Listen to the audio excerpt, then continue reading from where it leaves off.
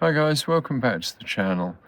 I'm in Shropshire this week again, visiting relatives, and we're enjoying what is apparently the hottest summer that has been in Shropshire for many years.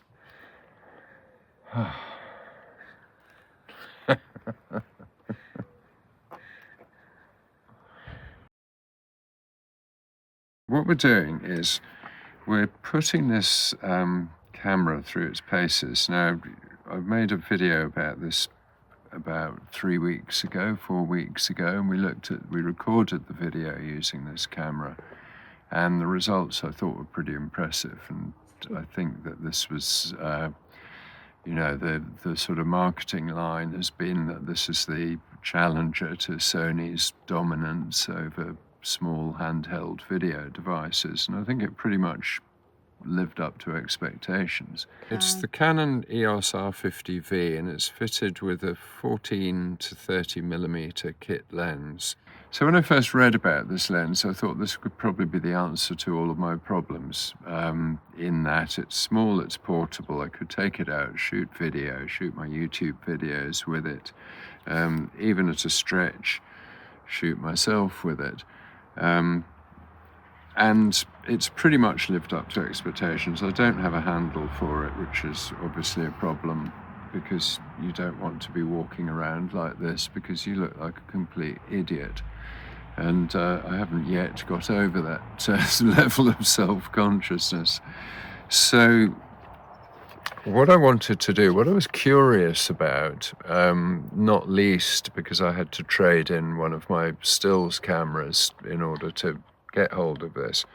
What I was curious about was how good a job it does as an actual camera taking stills photographs, because what it replaced in my kit bag was the venerable Canon G1X Mark III, and that was a camera that had been out for getting on for 10 years. Discontinued, still took beautiful photographs. So I was curious to see to what extent this camera might replace it. So what we're looking at is APS-C sensor, kit lens. So the lens, we don't really expect, to change the world with this lens, but certainly in video it's proved very satisfactory. And the one drawback on this, as far as I can see, is that being optimized for video, pretty much 90% of the controls that you can see on the top of the camera are all about video. So we've got a live streaming control, we've got zoom on the lens, on off, and then we can switch between various video modes and one stills mode. So all of the stills alterations, all of the still settings are performed through the touch screen. Now, if I just swizzle that around and put it here. And go. Okay, so you do your settings primarily through the touch screen, so it requires a bit of setting up before you shoot. So what I've got it on is aperture f5, and I've got it on auto ISO, so I can monitor the shutter speed. It's got image stabilization on board, so I can go, what I normally, rule of thumb is shoot at 1/100, and that way I'm pretty certain that I'm going to get a sharp photo. With this image stabilization, which is actually part of all modern cameras, all mirrorless cameras generally have it, you can shoot at much lower speeds. So I'd be happy. I've got it on 1/100 here on the screen. So we're in daylight, we've got ISO 100, f5.6, so plenty of information coming into the sensor, and 1/100, so I can just take that picture. And as you can see, the picture is perfectly good. I mean, it's obviously not artistically fantastic, but it's sharp, it's got decent depth of field, and the camera has performed well. I have taken a bunch of pictures earlier, which we'll go through, and we'll go through the processing of them. But what I wanted to do here, I'm actually in a churchyard, and I'm not a man that's much given to sitting around in churchyards.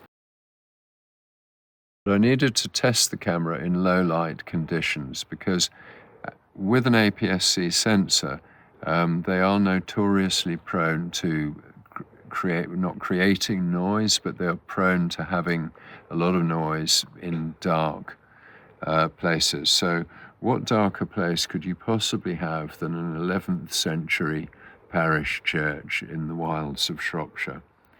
So let's go and have a look in there, and we'll take some photographs inside. Okay.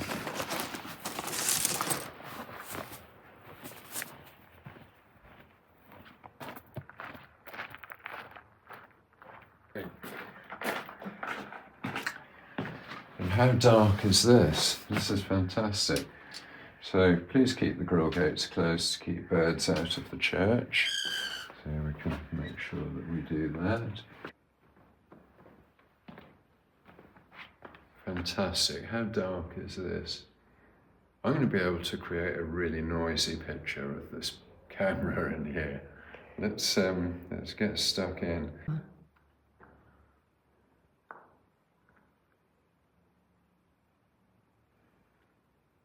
Okay, so I've put it on shutter priority because what I've noticed is that if I'm on aperture priority, it is so dark that it just slows the shutter speed down as well. So I'm prioritizing shutter speed so that I get a sharp picture. So we're on 1/100. Auto ISO, so get the meter to go, and it's given us 6,400 ISO and 6.3 aperture. So this should give us a fantastically noisy shot.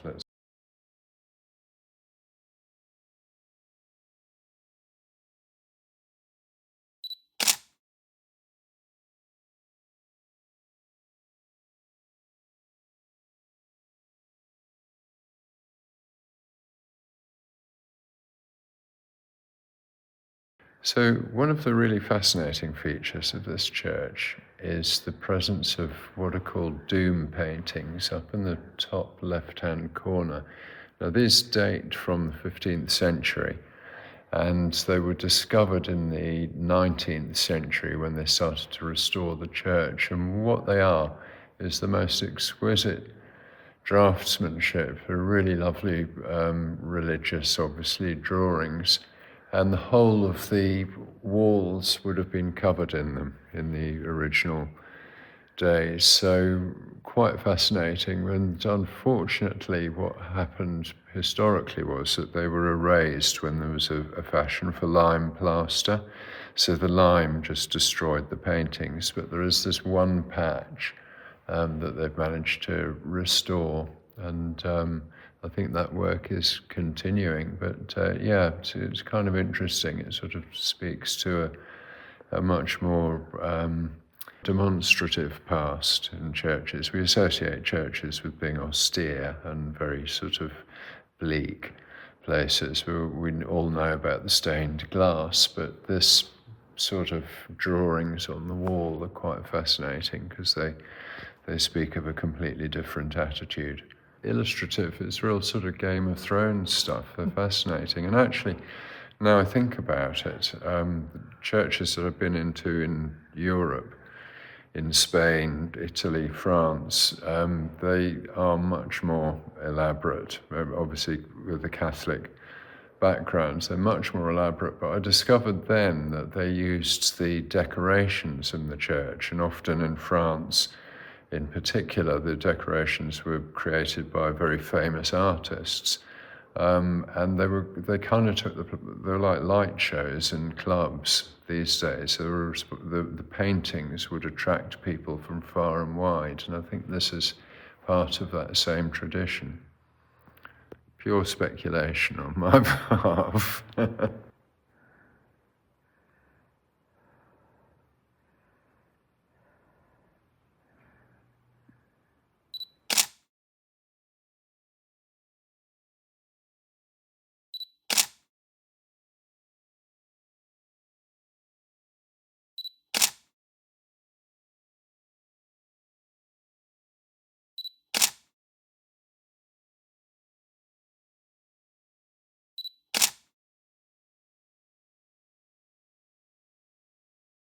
Okay, so that was shooting in conditions of way more darkness than I would ever normally attempt to shoot in. I mean, that was really pushing the camera for the sake of pushing it to show something about it. And yes, the pictures were really noisy, but that's exactly what I expected. But the critical thing here is that treating them with noise reduction, and I've tried it in both DxO Photolab and in Adobe Lightroom, is incredibly effective, just removes all the noise. So I was able to get really good pictures, handheld, at incredibly long shutter speed. So we were shooting occasionally at 1/10 of a second, which I would never normally try to do handheld, and that's down to the image stabilization. So I think I'd have to mark the camera 5 out of 5 or 10 out of 10 even on that test. That was exceptional.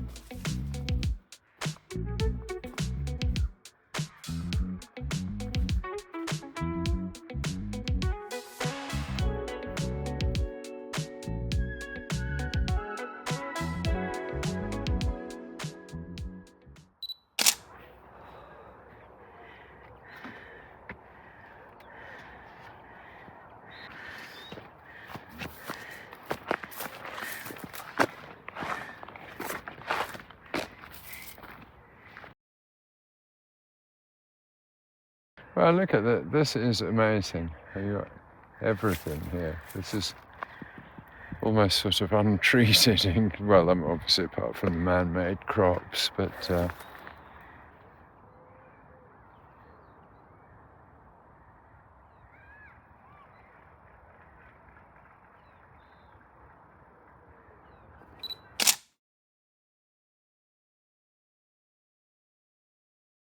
this is actually full of photographic opportunities because you can see tractor tracks through this corn, so there's a lovely sort of sweeping arc there that we'll just get. That's got it, and when we've finished with that in post, we'll see a really nice leading line taking you round and all the way up the hill towards those trees.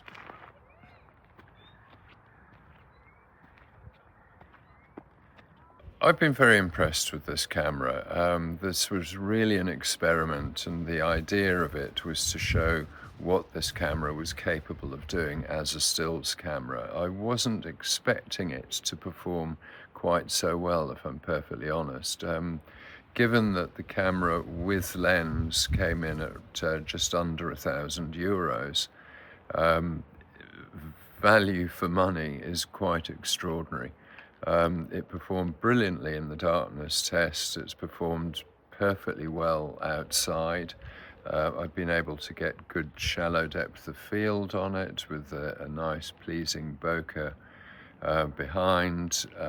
It's really a very good everyday camera, I think, and I'm certainly going to use it for that purpose. Now, street photography is something that I'm quite interested in, but I'm not the person to walk around pushing their camera into somebody's face. I prefer to melt into the crowd, prefer to be invisible, and this camera does a really good job of doing that. It's not intrusive. Nobody feels threatened by a camera this size. It's only just a little bit bigger than an iPhone. So I'd have no hesitation recommending it. Okay guys, I think that's all we've got time for this week. Thanks very much for watching. Hope it's been interesting. If it has, give us a tick down below. Subscribe to the channel if you haven't already, and we'll see you next week with another video. Thanks a lot. Bye now.